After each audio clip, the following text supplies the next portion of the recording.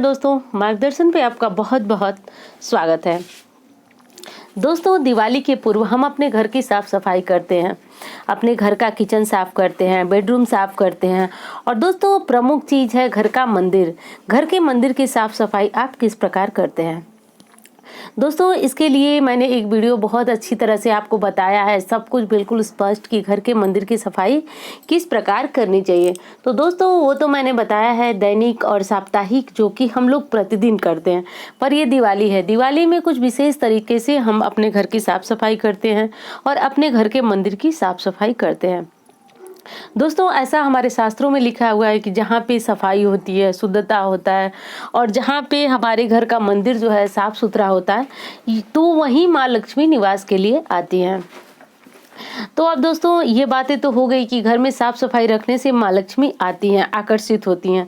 दोस्तों, अगर सुख वैभव चाहते हैं तो हमें अपने जीवन में उस तरह से बदलाव भी करना होता है। जैसे कि आपको बताया जाता है कि अगर घर का मंदिर गंदा होता है तो सबसे पहली चीज़ तो ये है कि गंदी चीज़ें हमें देखने में भी अच्छी नहीं लगती हैं, उससे हमारे मन को जो है एक नकारात्मक ऊर्जा घेर लेती है। और दोस्तों, अगर वहीं पे हमारे घर का मंदिर साफ सुथरा होता है, देखिए मंदिर का अर्थ होता है एक प्रार्थना स्थल, जहाँ पे हम भगवान से जुड़ाव महसूस करते हैं और जुड़ाव महसूस करने के लिए वो स्थान बिल्कुल शांत और शुद्ध होना चाहिए। तो मैं बात कर रही हूँ, देखिए दिवाली बहुत बड़ा त्योहार है, इस त्योहार पे हम माँ लक्ष्मी को अपने घर लाना चाहते हैं या फिर हर किसी की इच्छा होती है कि माँ लक्ष्मी लाएं। नवीन लक्ष्मी के लिए हमें अपने घर को पूरी तरीके से साफ किया जाना चाहिए और मंदिर को तो विशेषकर साफ करना चाहिए। अब मंदिर में जो भी आप भगवान के आसन के लिए आपके घर का मंदिर है या फिर आप जहाँ भी भगवान को स्थान दिए हैं, वहाँ पे आपने स्थान भगवान के आसन के लिए कोई ना कोई वस्त्र जरूर रखा होगा। तो दोस्तों, दिवाली की साफ सफाई करते समय आप अपने घर का जो मंदिर का आसन है वो जरूर बदलें इस दिवाली। और अगली चीज़ है, अगर आप भगवान के मंदिर में पर्दा लगाए हैं तो वो चीज़ें जरूर हटा लें, पर्दे को बदल लें। या फिर अगर पर्दा बदल नहीं सकते तो उसी पर्दे को ही आप बहुत अच्छी तरह से साफ सुथरा करके और लगा दें। दोस्तों, इस बात का विशेष ध्यान रखना चाहिए। अब मंदिर का अर्थ ये नहीं हुआ कि आप सिर्फ मंदिर की सफाई की और मंदिर का पंखा जो है वह गंदा है, उसको भी ध्यान दीजिए कि घर के मंदिर का पंखा भी न गंदा रहे।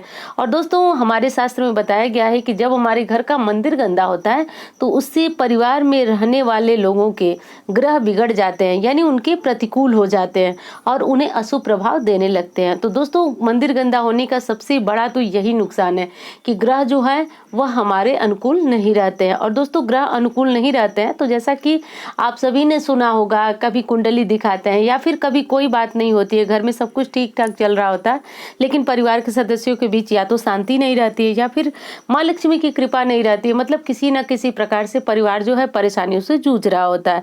तो उन सब से बचने के लिए आप एक बार ध्यान दीजिए कि आपके घर के मंदिर में कहीं कोई फालतू कचरा तो नहीं है।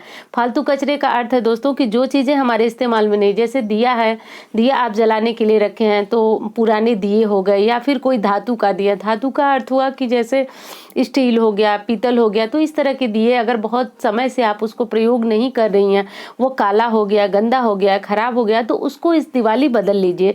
जैसे कि इसके पहली वाली वीडियो में मैंने बताया कि दिवाली में आप अपने घर के बर्तनों को भी बदल लें अगर वो किनारे से टूटे हैं या खराब हो चुके हैं। तो इसी प्रकार इस दिवाली आप देखिए, अगर घर के दिए खराब हो चुके हैं जिनमें हम लोग प्रतिदिन दीपक जलाते हैं तो उन्हें भी बदलने की आवश्यकता है, क्योंकि वो भी मंदिर की साफ सफाई के अंतर्गत ही आता है। अब बात आती है घर में मूर्तियों की। देखिए, घर के मंदिर में बहुत सारी मूर्तियों को एक साथ इकट्ठा करके नहीं रखना चाहिए। इसमें मैंने बहुत विस्तृत एक वीडियो बनाया है और अगर आप उसको देख लेंगे तो ये उसमें आपको मंदिर से जुड़ी हुई संपूर्ण जानकारियां मिल जाएंगी। फिर भी मैं बहुत थोड़ा ही सही, लेकिन इसमें वीडियो में भी आपको बता रही हूँ कि आपको किस प्रकार से आपको अपने घर के मंदिर की साज सज्जा को रखना है। हाँ, तो दोस्तों मैं बात कर रही थी घर के मूर्तियों की। देखिए, बहुत सारी अगर मूर्तियां हो जाती हैं, एक भगवान की 3-3, 4-4, 2-2, तो इस प्रकार की मूर्तियां आप न रखें। ये घर के मंदिरों में वास्तु दोष का कारण बनती है। तो ये वीडियो आपके लिए बहुत जरूरी होने वाला है। तो आप इस प्रकार की मूर्ति को न रखें। जैसे वास्तु शास्त्र में भी मना किया जाता है कि घर में कितनी संख्या में किसकी मूर्ति रखी जाती है, तो वो अगर मैं इस वीडियो में बताने लगूंगी आपको तो शायद बहुत ज़्यादा वीडियो लंबा होगा। तो आप चाहें तो चैनल पे सर्च करके देखें, आपको वो मंदिर वाली वीडियो मिल जाएगी, जिससे आप समझ जाएंगे कि कितने भगवान की कितनी मूर्तियाँ आपको घर के मंदिर में रखनी है।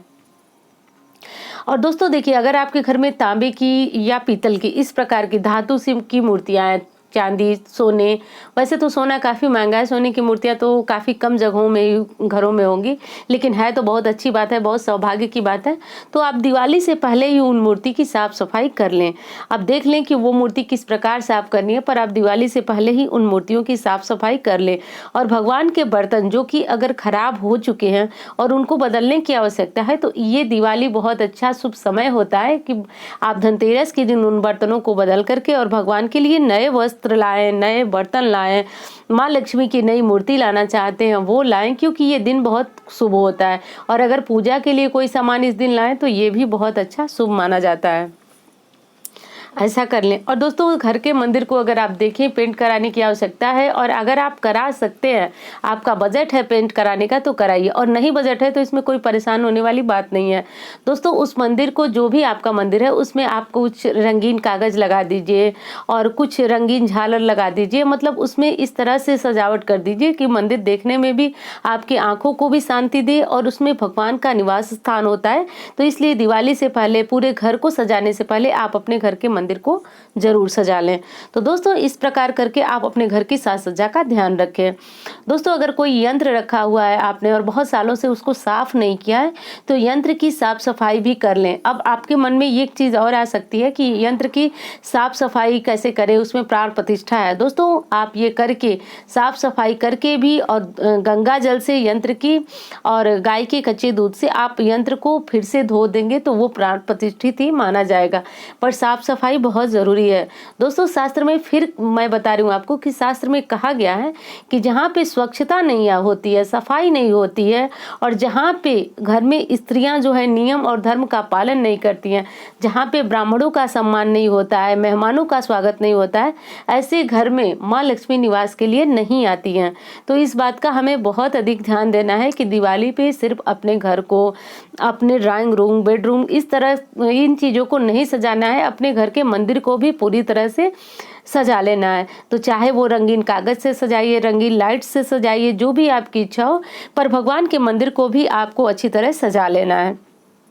अब दोस्तों, बात आती है तुलसी के गमले की, कि अगर आपके घर का की तुलसी, जहाँ पे कि कार्तिक महीने में नियम है कि तुलसी माता के यहाँ दीपदान होता है, सुबह सुबह ब्रह्म मुहूर्त में स्नान किया जाता है, माता की पूजा की जाती है, तो तुलसी के गमले के आसपास अगर आपके यहाँ किसी बगीचे में तुलसी लगी है, तो वहाँ पे सफाई करें, उनके गमले, चौरे, जो भी जहाँ पे भी आपने तुलसी माँ का रोपण किया हुआ है वहाँ पे सफाई करें। अगर गमला है तो गमले को पेंट करें, अगर चौरा है तो उसको चाहे चूने से या गेरू से, वो से उससे रंग करके और माता तुलसी का गमला भी साफ सुथरा कर दें। क्योंकि दोस्तों, हमें अपनी सफाई, अपने घर की सुंदरता बनाने से पहले भगवान के दरबार को साफ, स्वच्छ और सुंदर बनाना है। तो दोस्तों, उम्मीद करती हूँ वीडियो आपके लिए काफ़ी ज्ञानवर्धक होगी, और मिलती हूँ इसी तरह की वीडियो के साथ। धन्यवाद।